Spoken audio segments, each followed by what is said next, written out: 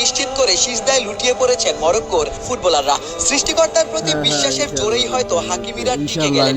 Iran বিদায় নিলেও বিশ্বকাপে মুসলিম দেশের পতাকা হাকিমিরাই টিকিয়ে রাখলেন।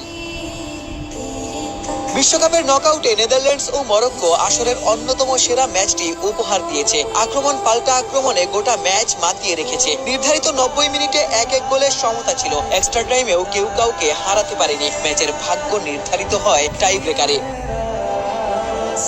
শুরু থেকেই নেদারল্যান্ডসকে চেপে ধরেছিল মুসলিম কান্ট্রি মরক্কো। প্রথমার্ধে গোল না হলেও ম্যাচের গতি ছিল অবিশ্বাস্য। বলের দখল ও আক্রমণে এগিয়ে ছিল হাকিমিরাই। আশরাফ হাকিমি ও আয়ুব বুয়াদ্দির একের পর এক আক্রমণ প্রতিহত করেন ডাচ গোলরক্ষক বার্ট ফেরব্রুগেন। অন্যদিকে ডাচরাও পাল্টা আক্রমণে সুযোগ তৈরি করেছে।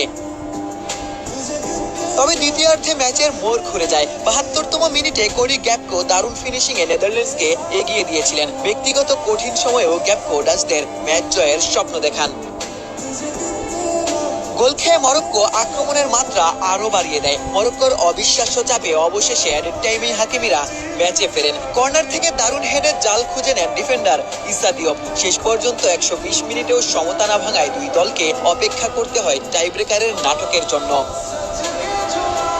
টাইব্রেকারের শুরুর শটই মরক্কো মিস করেছে। তবে ডাচরা টানা 2 পেনাল্টি বাইরে পাঠিয়েছে। এরপর সুযোগ আসে হাকিমের সামনে। তবে অবিশ্বাস্যভাবে মরক্কো তারকাও জাল খুঁজে নিতে ব্যর্থ হয়েছিলেন। সেই সুযোগেও এগোতে পারেনি নেদারল্যান্ডসও। ইয়াসিন বোনোর অবিশ্বাস্য সেভে শেষ 16র স্বপ্ন দেখেন মরক্কানরা। শেষ পর্যন্ত 3-2 গোলের জয় নিয়েই মাঠ ছাড়ে আশরাফ হাকিমের দল।